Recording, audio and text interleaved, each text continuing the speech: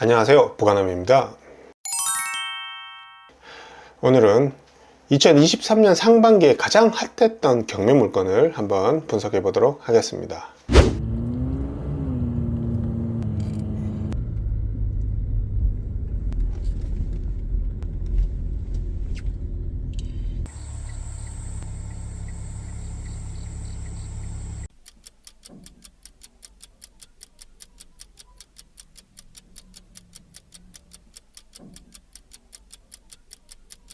먼저 물건에 대한 간략한 정보를 확인하도록 하겠습니다. 2022 타경 68604 물건이고요. 용인시 처인구 원산면 독성리 233-7번지 물건 되겠습니다. 건물은 매각 제외입니다. 토지만 매각되는 그런 물건이고요. 토지와 건물을 함께 감정했을 때는 감정가가 2억 8,600인데 토지만 매각되어서 2억 원의 최저가로 진행되는 그런 물건이었습니다. 올해 6월 16일 날 이 물건이 처음으로 진행이 됐었는데 토지 면적이 150평이니까 평당 한 134만원짜리 그런 물건이었는데요. 무려 92명이 입찰이 들어왔고 1등이 6억 9천만원을 썼습니다. 즉 평당 460만원의 낙찰을 받았고요. 차순위 2등은 6억 100만원에서 평당 한 401만원에 2등을 한 그런 물건입니다. 그런데 낙찰자가 미납을 했어요. 그래서 이번 달 10월 17일 날 2억 원에 다시 최저가로 진행되는 그런 경매 물건이 되겠습니다. 그러니까 토지다 보니까 용도 지역을 잠깐 보면 자연 녹지 지역이며 자연 취락 지구인 그런 물건 되겠습니다. 네, 그럼 이 물건의 네이버 지도를 통해서 위치를 한번 보면요. 용인시에서 보면 원산면 독성리 요 물건이 되겠는데 지적 편집도로 딱 보면 네, 보이시죠? 용인 반도체 클러스터 일반 산업단지, 즉 SK 하이닉스가 120조 원을 투자하는 반도체 사업장을 짓는 그곳이거든요. 이렇게 여기 보면 여기가 메인 SK 하이닉스 공장 부지고요. 여기는 소부장, 그런 중소기업들이 들어올 자리고요. 여기는 보면 이제 아파트, 그 다음에 상가주택, 그 다음에 근생시설 이 함께 들어오는 지역 되겠습니다. 거기에 바로 접한 여기 7번지 물건 되겠습니다. 딱 봐도 물건 입지가 엄청 좋네 이런 생각이 드는 그런 물건이고요. 제가 이 물건을 분석하는 이유는 우리 구독자분들 중에 많은 분들이 토지는 어려워, 내가 할 수 있는 분야가 아니야 이렇게 좀 거리감을 두시는 분들이 있는데 사실 알고 보면 굉장히 쉽고 재밌는 게 토지거든요. 구체적인 사례를 통해서 배우면은 굉장히 쉽기 때문에 이 물건을 선정을 했고, 그렇다면 이 물건은 왜 그렇게 핫했는지 또 왜 미납을 했는지 그런 이유들도 제가 좀 자세하게 설명을 드리겠습니다. 먼저 이 물건을 한번 보면요, 요렇게 되어 있어요. 토지 모양이 기역자 형태예요. 기역자 형태. 썩 예쁘지는 않네 이런 느낌이 딱 드는데요. 왜 안 좋냐면 토지가 이렇게 기역자 모양이면 토지는 기본적으로 건축물을 얼마나 효율적으로 올릴 수 있냐 그거에 의해서 가치가 결정이 되거든요. 그런데 이렇게 기역자로 되어 있으면 땅은 150평인데 제대로 활용할 수가 없어요. 이렇게 되어 있으면 건축물은 이 안에 들어가고 이렇게 진출입로가 되겠죠. 왜냐면 여기가 도로니까 이렇게 들어와서 해당 건물을 이용하는 그런 형태가 될 수밖에 없는데, 그럼 이런 데는 이제 주차장으로 좀 빼겠죠. 반면에 직사각형이나 정삼각형 형태면 요 231번지만 보더라도 이렇게 이 땅이면 이렇게 건물 올리면은 이렇게 진출해가기도 편하죠. 이런 땅들이 좋은 땅입니다. 효율적으로 사용할 수 있는 토지 모양이 굉장히 중요한데 이 물건은 그렇지는 않아요. 이건 좀 감점 요인이긴 합니다. 이렇게 생겼고, 해당 물건의 이제 사진인데요. 보시다시피 이 건물은 매각 제외입니다. 제가 현장에서 찍은 영상이었는데 이렇게 큰 개가 한 마리 있었어요. 그렇게 큰 개가 있는 거는 보통 공장 물건이나 토지 물건이 경매로 나왔을 때 실제로 가보면 그런 개들이 있는 경우가 굉장히 사실 많아요. 왜냐하면 전 소유주, 경매를 당한 소유자 입장에서 보면은 이 경매로 진행되는 것도 지금 기분이 사실 굉장히 안 좋은데 입찰하시는 분들이 임장을 계속 온단 말이에요. 그러니까 싫은 거예요. 그래서 그렇게 큰 개들을 풀어 놓습니다. 그래서 이 물건도 마찬가지로 얼마나 많은 분들이 임장을 갔을까요? 최소한 저는 한 300팀 이상 아마 임장을 갔을 걸로 지금 추론이 되는데 개를 갖다 놓을 수밖에 없었겠죠. 재미삼아 좀 보시면 되고요. 제가 현장 갔을 때도 여기 차가 주차가 되어 있더라고요. 아마 소유자분께서 거주하고 있는 것으로 좀 예상이 됩니다.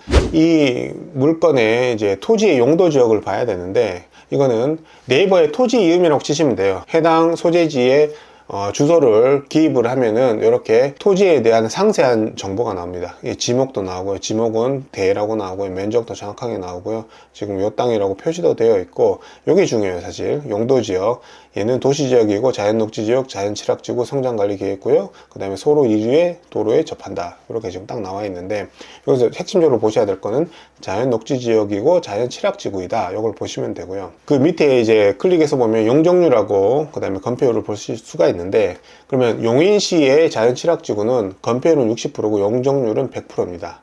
건축할 수 있는 건축물의 형태는 어떤 게 있는지도 확인할 수가 있거든요. 굉장히 유용한 사이트니까 토지 공부를 하실 때는 여기 토지 이음 이 사이트를 꼭 활용하시기를 추천드립니다. 이 물건에 대해서 간략하게 한번 정리를 해보자면, 이 물건은 자연녹지지역이며 자연취락지구에 속한 토지가 되겠으며, 토지 모양은 기역자로 좀 예쁘지는 않다, 이렇게 보입니다.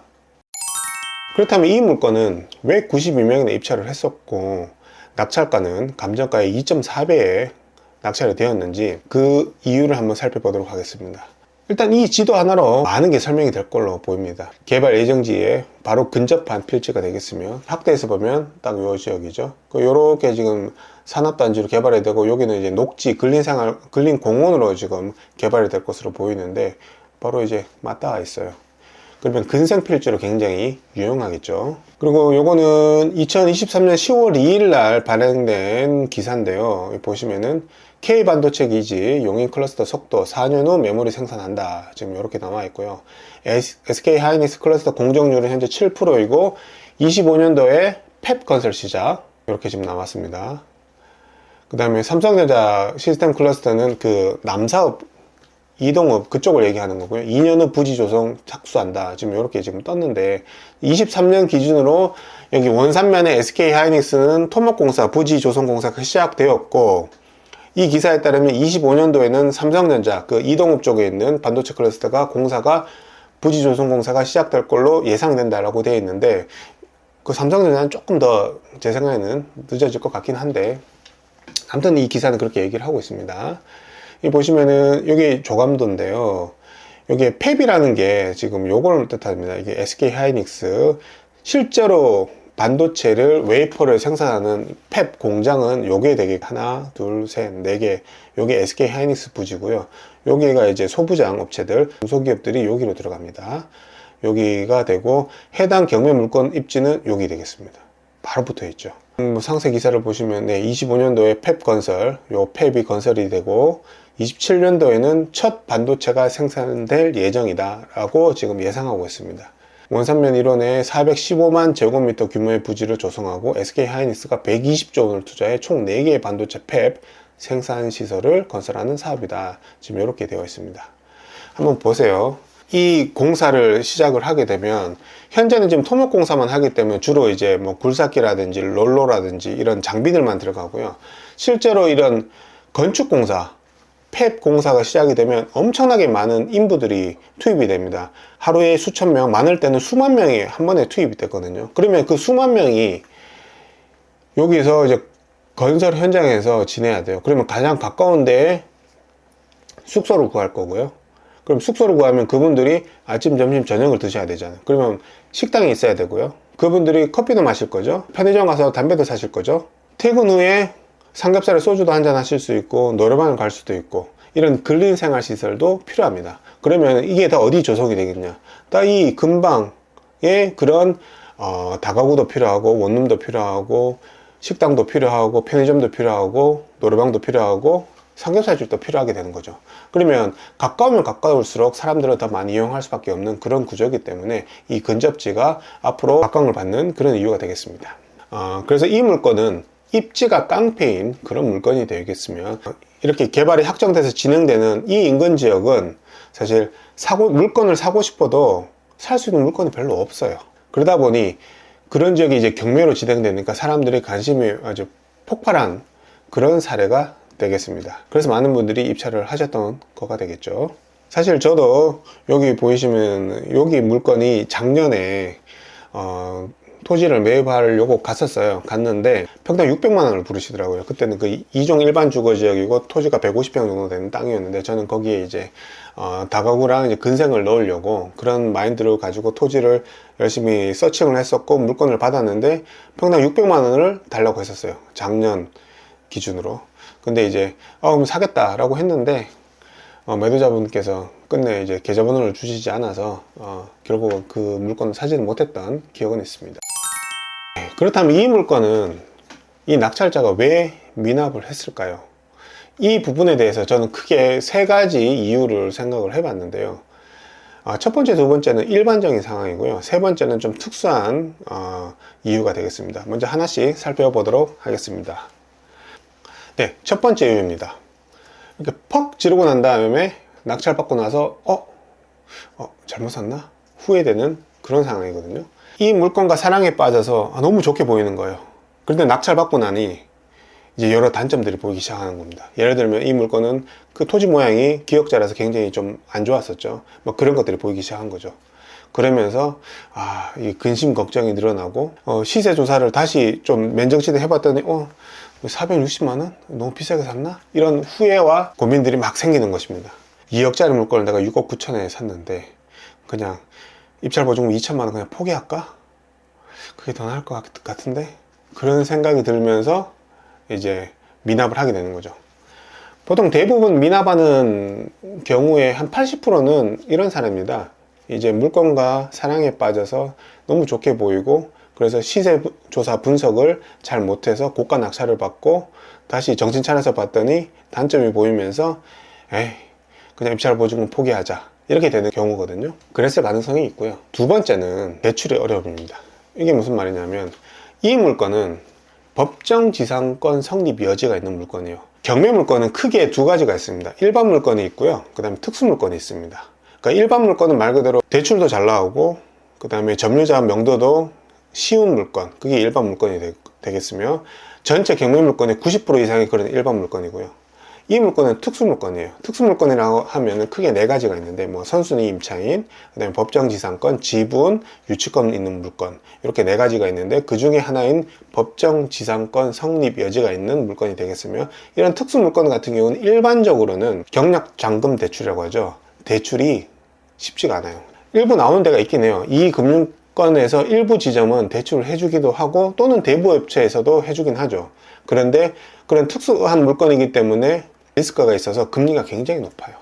일반 물건에 비해서. 그런 데서 대출을 받는다고 했을 때 그러면 대출 한도는 어떻게 되냐?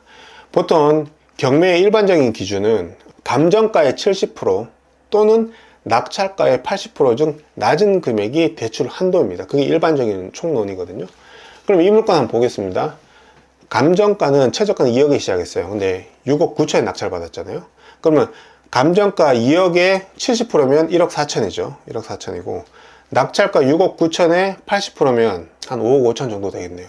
그러면 1억 4천하고 5억 5천 중에 낮은 금액은 1억 4천이죠. 그래서 1억 4천이 대출 한도가 되겠습니다. 근데 6억 9천에 받으셨잖아요. 이게 특수 물건이라서 금리도 높은데 1억 4천 받아도 필요한 돈은 6억 9천에서 1억 4천 빼면은 5억 5천이 필요하겠네요. 거기다가 취득록세까지 하면은 거의 한 6억 정도의 실투 작업이 필요하고 그런데 이 물건은 또 건물은 매각 제외잖아요. 건물도 사와야 돼요. 이게 뭐 몇 천만 원이 들지는 모르겠습니다. 그건 협의의 영역이기 때문에 그럼 돈이 많이 들어가요. 그래서 이거 생각보다 대출이 진짜 잘 안 풀리네, 금리도 너무 높네, 그러면서 포기했을 가능성도 있습니다. 그렇게 일반적으로 고가 낙찰이거나 아니면 대출 어렵거나 그런 두 가지 미납 사유가 있는데 이 물건 하나 더 있어요. 이게 뭐냐 하면은 제가 직접 확인은 못했는데 듣기로는 토지 등기부 등본상의 근저당자 이제 채권자 한스 PMP라고 보이시죠? 이 3억 원 채권 금액이 있는데 이 한스 PMP에서 전 경매에서 낙찰자가 이 한스 PMP라는 얘기를 들었어요. 그러면 이제 좀 퍼즐이 맞춰지거든요. 이게 무슨 말이냐면 전 경매에서 이 한스 PMP가 6억 9천에 낙찰을 받았는데 이번에 미납을 했다고 하면은 이 한스 PMP는 세 번째로 배당을 받아요. 순서상으로 접수 순서가 이렇게 되죠. 그러면 첫 번째 최선순위 근저당권자인 중소기업은행에서 1억 2천을 채권을 가져가고요. 그 다음에 김재관 씨가 두 번째니까 2억 6천으로 가져가고, 세 번째 한스 PMP에서 3억을 가져가요. 그러면 1억 2천, 2억 6천 더하면 3억 8천이죠. 그 다음에 한스 PMP가 3억까지 하면 이게 요거 3개만 돼도 6억 8천입니다. 그죠? 그래서 한스 PMP에서 보란 듯이 6억 9천을 써서 최고가 낙찰자가 최고가 매수인이 된 거예요. 아, 이 물건은 6억 9천 이상짜리야 라는 걸 보여주는 거죠, 대중에게. 그리고 6억 9천을 썼다가 그 다음에 미납을 합니다. 그러면 이제 재경매가 지금처럼 진행이 되죠. 아, 그럼 전월차에서 6억 9천 됐으니까, 아, 일반 사람들이 봤을 때는, 오, 이 물건은 6억 중후반 이상 가겠구나, 이렇게 보여주는 겁니다. 그러면 이 한스 PMP 입장에서 보면 근저당이 3억이니까 보통 채권 원금은 한 2억 4천 또는 2억 초반이 되지 않을까 그렇게 보이거든요. 왜냐하면 근저당이라는 거는 이 채권 금액, 저당 금액의 120% 또는 130%를 설정을 하거든요. 그렇기 때문에 2억 초중반이 아닐까라고 생각이 돼서 한 6억 9천에만 이번에 경매에서 낙찰이 되면 이분은 채권을 전부 다 회수를 하게 됩니다. 2천만 원 입찰보증금 미납한 거를 손해 보더라도 자기 채권을 다 회수할 수가 있거든요. 그래서 보란듯이 6억 9천을 써서 낙찰을 받고 미납을 한 게 아닐까, 그렇게 합리적으로 좀 추론이 가능한데, 실제로 전 경매에서 낙찰자가 한스 PMP가 맞다면 아마 이런 이유로 자기의 채권을 전부 다 회수하기 위해서 그렇게 고가로 일부러 들어간 게 아닐까, 그렇게 생각이 듭니다. 이렇게 미납 이유는 좀 추론이 가능하고요. 이건 좀 특수한 케이스죠. 그 다음에 이제 가장 중요한 포인트죠. 그러면 현재 이 물건, 이 경매 물건은 현재 기준으로 그러면 얼마의 가치를 가졌느냐, 즉 얼마짜리냐. 그래서 저는 부가남만의 방식이 있습니다. 매핑이라는 방법을 통해서 이렇게 해당 경매 물건과 유사한 조건의 실거래 사례와 네이버 매물들을 데이터를 쫙 뽑아내고 난 다음에 그거를 지도 위에 얹힙니다. 얹히고 난 다음에 이렇게 매핑 지도를 하나를 만들어서 현장을 직접 다 임장을 다니거든요. 그래서 기본적으로 얘와 가장 비슷한 용도 지역, 도로 조건, 그 다음에 면적 등을 종합적으로 이제 판단을 해서 그와 같은 사례들을 이렇게 다 매핑을 했고요. 이건 제가 직접 다 임장을 다녔습니다. 현장 영상 되겠습니다. 지금 경매 물건지를 보고 계시는데요. 앞에 큰 개가 지금 한 마리 지키고 있죠. 지금 펜스를 쳐서 안에서 지금 공사가 진행 중입니다. 기본적으로 토목 공사가 진행 중이라서요. 굴삭기라든지 덤프트럭 등이 지금 많이 보이고 있고, 본격적인 공사를 앞두고 먼저 도로 정비를, 진출입 도로 정비를 진행하고 있는 것들이 곳곳에서 보였습니다. 워낙 큰 부지다 보니까 이렇게 펜스 친 곳들을 많이 볼 수가 있고요. 지금 현장 분위기를 우리 구독자분들께서 보시면 좋을 것 같아서 길게 한번 촬영을 해봤습니다. 대부분 기초 토목 공사가 진행 중인 용인 처인구 원산면의 SK 하이닉스 반도체 사업장 부지의 모습 되겠습니다.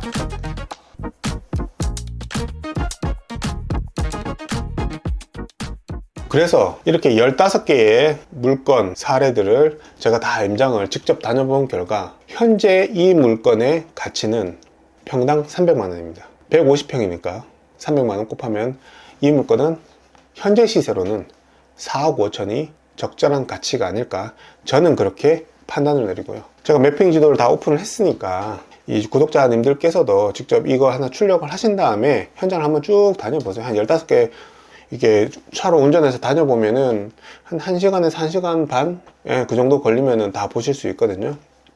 그러면은 자신이 생각하는 부가남은 300만 원이라고 생각하는데 나는 한 310만 원? 난 한 290만 원? 요렇게 각자 생각하는 가치 판단의 금액은 조금씩 다를 수는 있어요. 그래도 거의 비슷하게 좁혀지거든요. 그렇게 매핑을 통해서 토지는 이건 얼마짜리구나, 요렇게 명확하게 가치 판단할 수 있는 방법이 있다는 거 구독자분들께 좀 제가 좀 알려드리고 싶은 파트입니다. 그럼 이 토지를 경매를 낙찰을 받아서 어떻게 활용할 수 있을지 그 활용 방안에 대해서 한번 살펴보겠습니다. 저는 크게 두 가지를 생각을 했고요. 먼저 첫 번째로 개발을 진행을 하는 겁니다.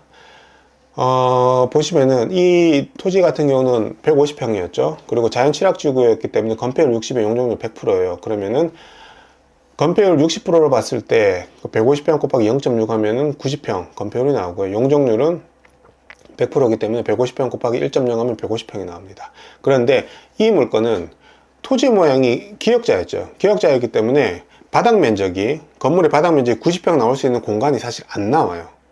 그래서 토지 모양이 사실 그래서 중요한 거거든요. 1층이 넓으면 넓을수록 사실 좋잖아요. 그죠? 여기는 왜냐하면 근생부지로도 굉장히 유용한 분야이기 때문에 1층 상가가 2층, 3층보다는 훨씬 더 임대료가 세지 않습니까? 그래서 만약에 이 150평 토지가 네모 반듯한, 직사각형 반듯한 그런 거였으면 건폐율 60%에서 바닥 면적 90평을 전부 활용할 수 있었을 거예요. 근데 토지 모양이 기역자 형태였기 때문에 90평을 이용할 수가 없습니다.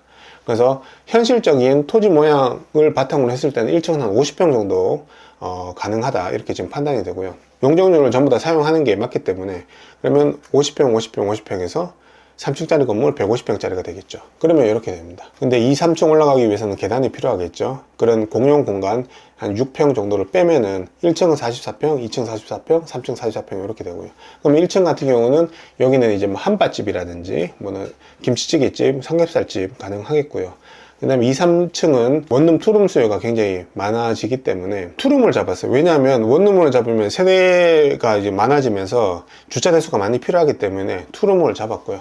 투룸으로 각 11평짜리가 2층에 4개, 3층에 4개, 총 8개 정도는 충분히 나올 수 있겠다, 좀 이렇게 판단을 했습니다.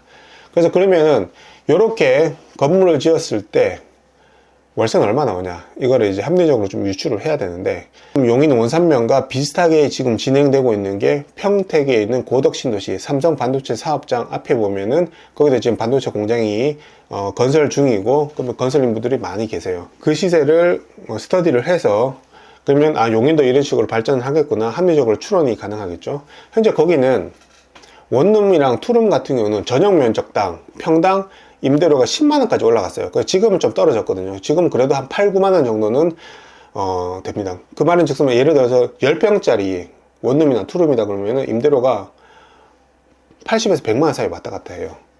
왜냐면 그만큼의 수요가 많기 때문입니다. 공급은 적고, 즉 사업장 주변에 최대한 가까운 데 입지하려고, 위치하려고 하기 때문에 그렇게 비싸게 원룸과 투룸이 지금 월세가 나가고 있는데, 여기도 입지 사진 지도 보셨다시피 바로 붙어 있어요. 그렇다 보니까 엄청 가까워서 그런 수요는 넘쳐날 곳입니다. 그래서 2층, 3층 투룸의 경우 전용 면적당 평당 보수적으로 봤을 때 8만원은 충분히 나온다, 이렇게 판단이 되고요.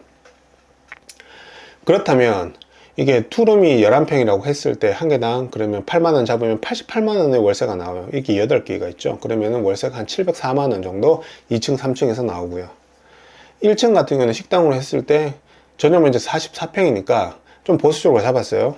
400만원 잡았는데 500만원도 저는 될 것 같은데, 일단 계산할 때 조금 보수적으로 하는 게 맞으니까 400만원 잡았고요. 그럼 월세는 1층, 2층, 3층 다 더하면은 1104만원 정도 나옵니다. 그럼 이 정도면 보증금 한 1억 5천, 많게는 2억 원까지 충분히 받을 수가 있거든요. 그러면 이 정도 보증금 1억 5천에 월세 1100만원 나오는 수익형 부동산이 세팅될 수가 있겠구나, 그런 입지가 되겠구나, 이렇게 개발할 수 있겠구나, 이렇게 보이는 겁니다. 근데 일반 투자자 입장에서 보면 이렇게 신축까지 하는 게 좀 부담스러울 수는 있거든요. 근데 제가 이 말씀을 굳이 꼭 드리는 이유는 뭐냐면, 개발업자 입장에서 한번 생각을 해보자는 것이었습니다. 개발업자는 이렇게 수익률을 분석하고 난 다음에, 그러면 이 수익률을 분석했을 때 예를 들어서 보증금 1억 5천 월세 1100이면은 나중에 그냥 매각을 하면은 예를 들어 한 30억에 팔 수가 있다 라고 했을 때, 그러면 총 매가는 30억이 되죠. 여기에서 이제 원가를 빼주는 겁니다. 여기에 들어가는 원가는 건축비가 있겠죠. 건축비가 있고, 예를 들면 150평을 지었잖아요. 지금은 뭐 700만, 평당 700만원, 800만원 이렇게 건축비가 되거든요. 한 10억 정도 나올 것 같은데, 그러면 건축비 원가 10억 정도 빼고요. 인허가 비용, 설계 비용 이런 것들 다 1억 정도 잡아서 빼고, 30억에서 11억 빼면 19억이 남죠. 여기서 토지는 원가를 얼마까지는 살 수 있겠다, 뭐 이래서 뭐 9억에 샀다고 치면은 그까지 9억 빼면 이제 10억이 남죠. 그 10억이 마진이 되는 겁니다.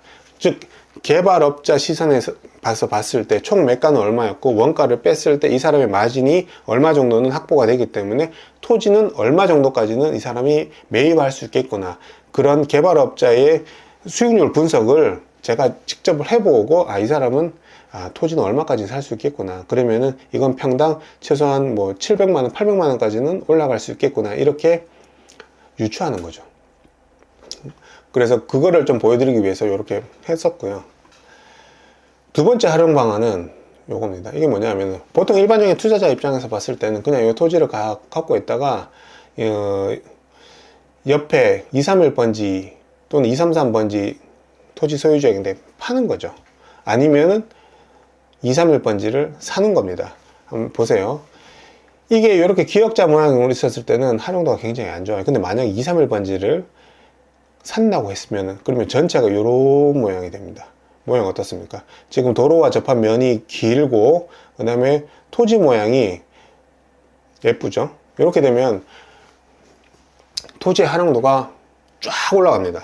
그리고 이게 지금 7번지가 150평이었거든요. 이게 231번지는 이거는 크기가 좀 비슷하니까 이것도 한 140에서 150평 정도 되지 않을까 보이는데, 그럼 두 개가 합치면 300평이에요. 300평의 근생부지에는 할 수 있는 게 엄청 많습니다. 활용도가 굉장히 커지게 되는 거죠.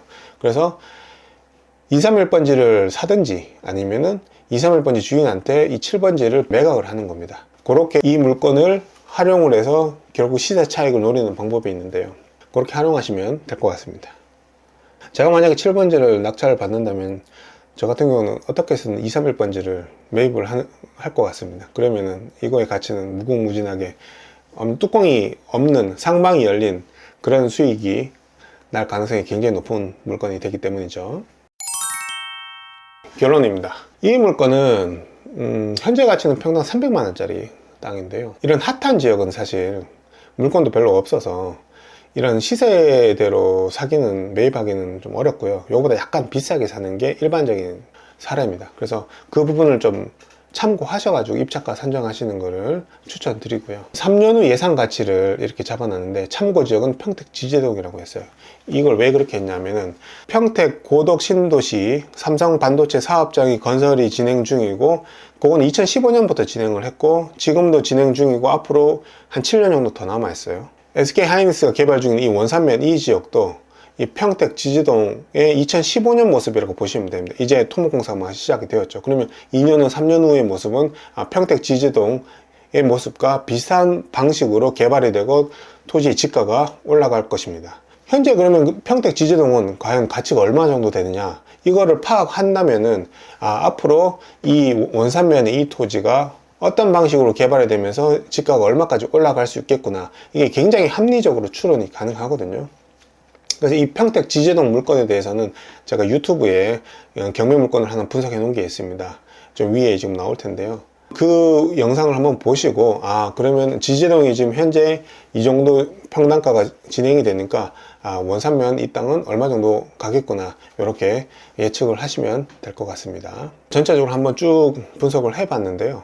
왜 이 물건에 그 전 경매에서 92명이나 입찰했고 감정가 대비 2.4배에 낙찰이 되었고 또 왜 미납을 했는지, 그 전체적인 그 이유에 대해서 좀 이해되셨는지 모르겠습니다. 어떤 물건의 토지의 가치는 그 물건과 유사한 조건들, 그 실거래가와 네이버 물건을 최대한 데이터를 많이 모아서 매핑을 하고 현장 임장을 다녀서 얼마 정도 하겠구나 유추를 할 수가 있고, 그 다음에 이 물건이 얼마만큼 가격이 올라갈 것인지는 이와 비슷하게 이미 발전한 지역을 선정을 해서 그 지역도 똑같이 실거래가와 네이버 물건을 데이터를 뽑아내서 매핑을 해서 임장을 다녀보면 이 정도까지 올라가겠구나, 이런 흐름을 머릿속에 넣으시고, 그리고 이렇게 다른 사례들도 분석하면서 데이터가 쌓이고 자신만의 인사이트 통찰력이 생겨납니다. 부가남 채널에서 앞으로도 계속해서 이런 토지 물건이든 상가 물건이든 분석을 해서 어떤 식으로 가치 판단을 하는지 많이 보여드리겠습니다. 저랑 같이 이렇게 사례 공부를 하면서 실력을 키워나가시기를 추천드리며 긴 영상 봐주셔서 감사드립니다. 구독과 좋아요, 알림 설정까지 부탁드리겠습니다. 감사합니다.